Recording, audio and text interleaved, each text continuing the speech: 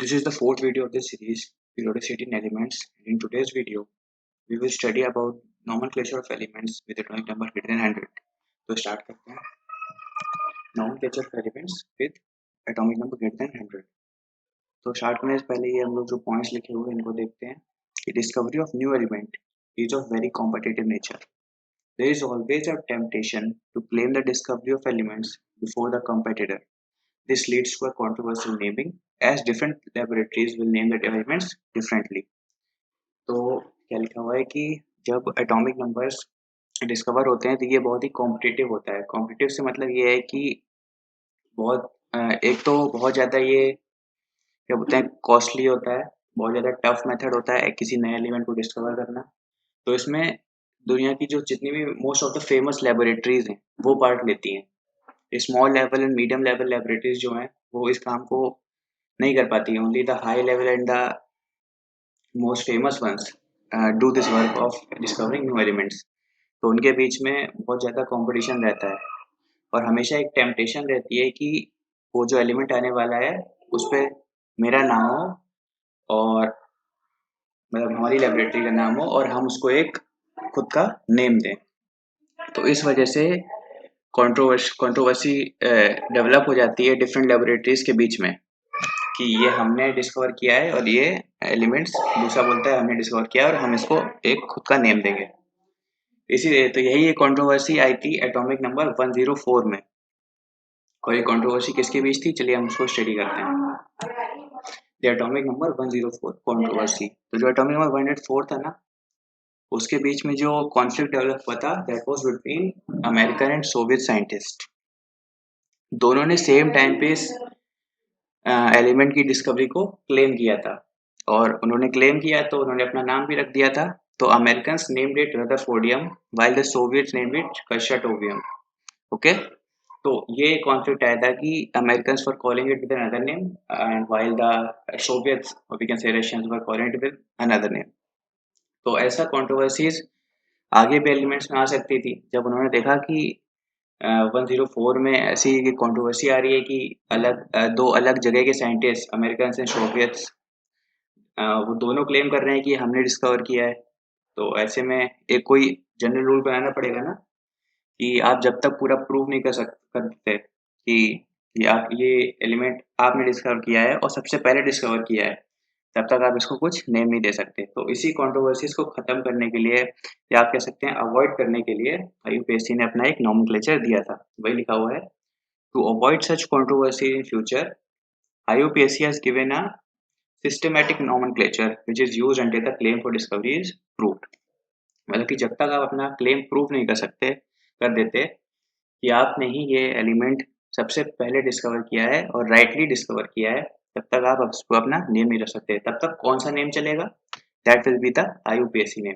तो वो IUPAC name कैसे रखा जाता है, लेट्स स्टडी दैट. तो यहाँ पे notation for IUPAC nomenclature of elements. तो इसमें एब्रिविएशन टाइप का बनाया गया है इसमें. जैसे कि आप समझिए कि 100 है, 101 है, 102 है, ऐसे करके एलिमेंट्स डिस्कवर होते जाएंगे. एटॉमिक नंबर 120 भी आएगा और एलिमेंट डिस्कवर होंगे तो एटॉमिक नंबर 135 का एक एलिमेंट होगा. तो सबके लिए एक नोटेशन तैयार की गई है आईयूपीएसी नोमेनक्लेचर में और वो ये है कि डिजिट 0 को हम लोग कॉल करते हैं निल, 1 को करते हैं अन, 2 करते हैं बाई, 3 को tri, 4 quad, 5 pent, 6 hex, 7 sept, 8 oct and 9 is enn. तो जैसा भी एटॉमिक नंबर होगा we will use these names to give a name to that element and we'll use the first letter of these names to decide a symbol for it. कैसे, let's see in the next table. तो ये है देखिए 101. अभी आप लोगों ने क्या देखा था कि 101 क्या था, 1 was un, 0 was nil and while 1 was again un. तो क्या हो जाएगा अन नील अन. ओके, देखिए अन नील अन नियम. तो that's how the IUPAC names are decided. एक इसको आप बेटर विजुअल के या देखने में समझ में आए काफी उसके लिए मैंने एक न्यूमेरिकल बना रखा है. Let's see that. This is one. What would be the IUPAC name and symbol for elements with atomic number 120. तो 120 के लिए हम लोग को सिंबल डिसाइड करना है और IUPAC नेम डिसाइड करना है। सेम मेथड अपनाएंगे, नोटेशन टेबल में देखेंगे 1 का मतलब क्या है, 2 का मतलब क्या है और 0 का मतलब क्या है, because that's all the 3 we need right here. 1 is un as we saw in that table, this one 1 is un, 2 is by and 0 is nil. That's all written here. 1 is un, 2 is by and 0 is nil. अब इसको combine करेंगे तो हम लोग का IUPAC name आ जाएगा अनबिनिलियम। Okay, और इसका सिंबल डिसाइड करना है तो the first letter of all the 3 names, that is un का U आ जाएगा, BI का B आ जाएगा एंड NIL नील का N आ जाएगा। तो symbol will be UBN।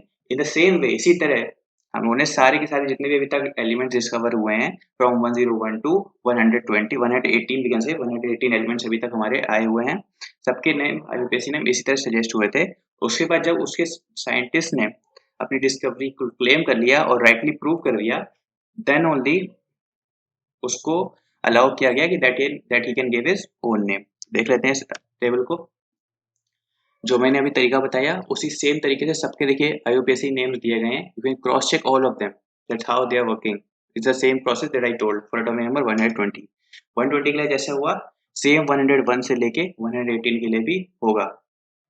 Okay, और सिंबल भी उसी तरह डिसाइड हो जाते हैं।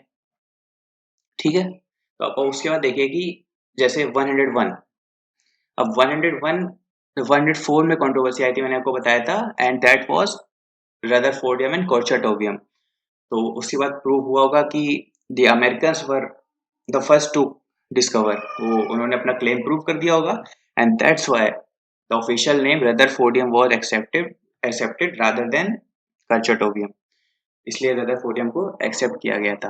तो आप समझिए इस बात को कि how IUPAC nomenclature is important in solving these controversies। और देखते हैं, और ये जो हमारे ये देखते हैं स्टार्स, जो स्टार्स वाले एलिमेंट है, ये देखिए टेनेसीन, ऑर्गेनेसॉन मैंने आपको बताया था is the latest discovered element with atomic number 118।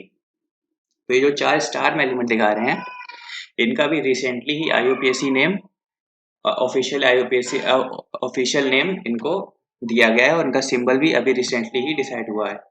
अभी 2-3 साल पहले तक 113 को हम लोग अनंत ट्रायम बोलते थे, लेकिन कोई भी ऑफिशियल IUPAC नेम नहीं दिया गया है। आप पुरानी बुक्स देखेंगे NCERT की, OP10 में कोई भी आप केमिस्ट्री की बुक देखेंगे तो उसमें ये 4 प्लेसेस खाली रहती थी, बिकॉज जो साइंटिस्ट उन पर वर्क कर रहे थे उन्होंने अभी तक अपना क्लेम प्रूव नहीं किया था for all the 4 elements, that is 113 115 117 and 118। तो रिसेंटली इन चारों का नाम हम लोग को मिल चुका है, that is 113 is called nihonium, 115 is called moscovium, 117 is called Tennessine, you can say American place है Tennessee, उसके नाम पर होगा, and 118 is Organeson, जो मैंने आपको पहले बता रखा है। तो आप समझ गए होंगे कि ये जो 4 एलिमेंट हैं इनका क्लेम अभी रिसेंटली ही प्रूव हुआ है, तभी उनको ऑफिशियल नेम मिला। और अगर मान लीजिए अभी तक नहीं, मान लीजिए 117 का क्लेम अभी तक प्रूव नहीं हुआ होता तो ये प्लेस खाली होती, अभी इस पे कोई नाम नहीं आ सकता था। और 117 वाले एलिमेंट जो कि अभी चल रहा है उसको किस नाम से बुलाते, that is ununseptium. I hope it all make sense, जो भी मैंने आपको समझाया कि आपको साइंटिस्ट जो अपनी डिस्कवरी बोल रहा है कि मैंने किया, उसको पहले राइटली क्लेम करना पड़ेगा, then he can have his name for that element, otherwise the IUPAC nomenclature gives the name and that is used until further progress of the element discovery। So that's all for this lecture। और ये, और मैं कहता हूँ कि ये lecture कोई मतलब आउट ऑफ द कैनन था काफ़ी, क्योंकि जो उन्होंने पहले पढ़ा मेंटलीज वगैरह उससे कुछ ज़्यादा लेना देना नहीं है, it's just how the naming works. तो मैंने एक लेक्चर में पूरा बना के ख़त्म कर दिया। In the next lecture we will again go into the canon and we will study about the electronic configuration, जिसका रिलेशन है हमारे मॉडर्न पीरियोडिक टेबल से और we can say long form of periodic tables है। So the lecture 5th or we can say video 5th will be the continuation of our video 3rd, and this video 4th is out of the canon and is just for the knowledge and the fact sake। With all, let's end this lecture. Bye bye।